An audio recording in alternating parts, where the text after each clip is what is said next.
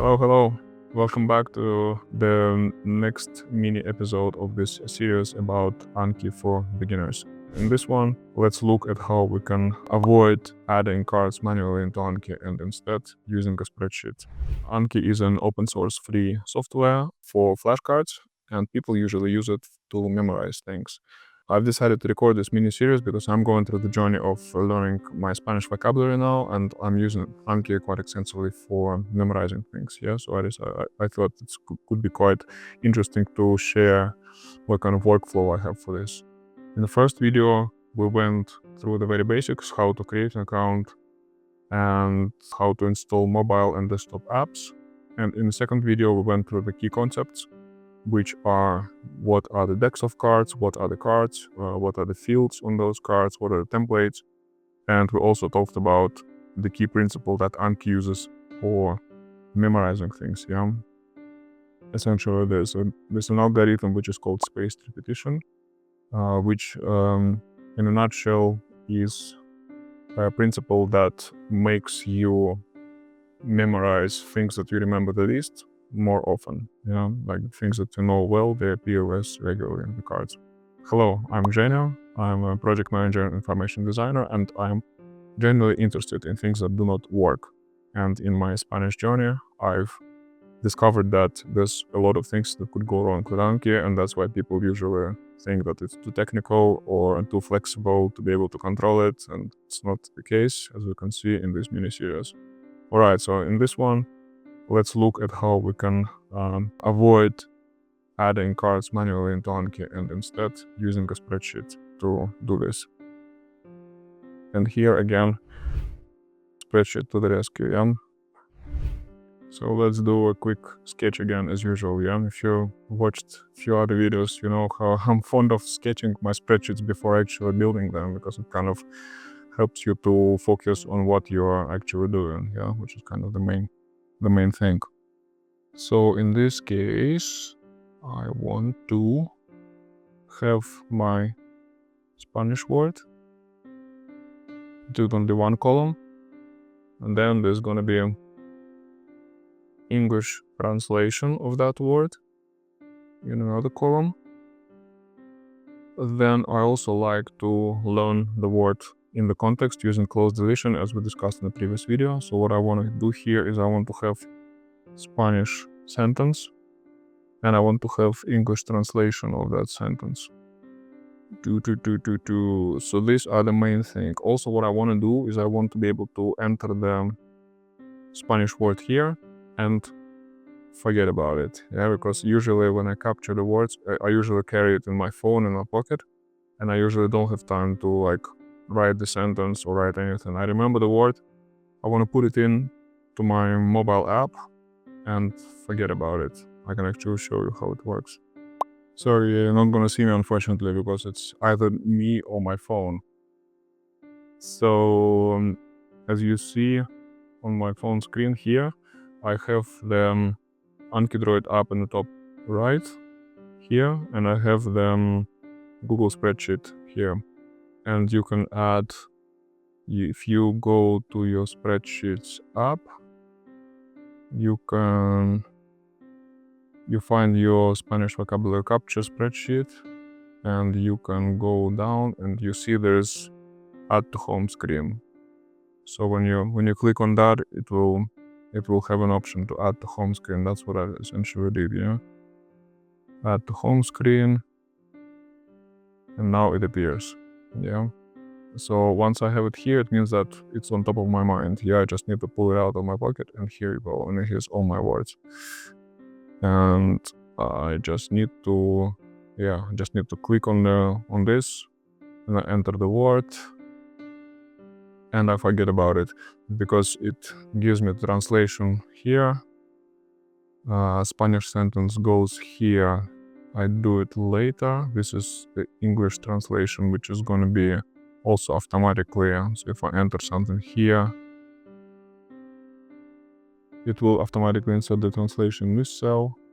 Then it also automatically does the Cloze deletion, and that's pretty much it. So that's what I want to do in this. Let me appear again in front of your eyes. So that's what I want to get to through my sketch, yeah? So I have the Spanish word here. This is going to be automatically translated by Google Translate formula. Spanish sentence I'm going to later generate through ChatGPT probably, because I don't really have time to find sentences, and it actually works pretty decently. This is going to be Google Translate again, and then I also want to automate close deletion, because what Anki wants from you is the sentence with the square brackets tag, which can also be done through the formula in Google Sheet, and I'll show you how. Here I also want to have priority, because there are words, there's basically like all words have different frequencies, and I want to learn the words that have the highest frequency first. For example, if I have the word which is like I'm gonna use every day, like how much does that cost, or like how are you doing, I want to prioritize and put like high priority here, so that I learn it first, and then if I have more kind of like out of the way words which are not really pressing for me at the moment, I can put them in like medium priority or something like that. So that's what I want to create in my spreadsheet. Yeah, let's go to the spreadsheet immediately. All right, I'm back. Some sort of template spreadsheet that I've created, and you can download it from my website. Actually, I've shared the link. What it does have, it has the instructions. I've put all the instructions here so it can be easy to use. And the main tab is new. That's what you want to have in your pocket all the time. Yeah, so you open your spreadsheet, you see this new, and here you enter the word. Gato. And you do this on your mobile phone, yeah, and then you open it here, and then you see it here as well.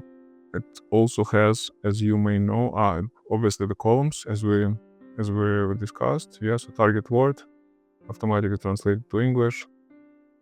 I've added this additional column for translation note because sometimes the teacher in the class or person you're talking to, they have a different meaning for the word. So Google Translate here, and you see there's a formula for Google Translate. It provides you with a specific translation. Translation notes allows you to add any additional translation that you may need. Then it has a Spanish sentence, which I'm going to add separately as to ChatGPT probably. Translates to English. This is the formula that replaces. So if you have that sentence, for example, Spanish sentence generated with ChatGPT, el gato duerme en sofa.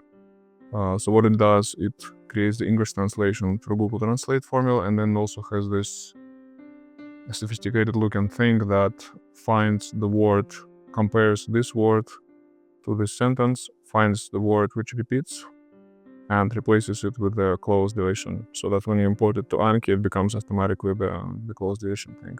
And you need to kind of do this kind of little formula things, because this basically just saving time. This what this column does is essentially it concatenates everything. So if you have cat, but then also someone told me, oh, actually it also means dog when you talk about it on the street. So like colloquial language has a different meaning often. Then what this column does is basically it concatenates everything. It picks this and puts comma in between, etc. That's kind of nifty trick. Priority as well, so you can choose high, medium, low, and out. If you don't want, for example, it's also really interesting that I've done the conditional formatting here, and you can check it out with the formula. So it only looks up the B column, and this formula basically searches for duplicates and then highlights all the duplicates with yellow. Because for me, it's become a problem. Like if I enter the gato again immediately, I want to see the duplicates. And then you can also obviously filter. You can create a filter view, filter by color. you can choose only duplicates, for example, and then you can decide what you want to do with them. Usually I just mark them as out, the priority, then I know that everything which is red then it's out.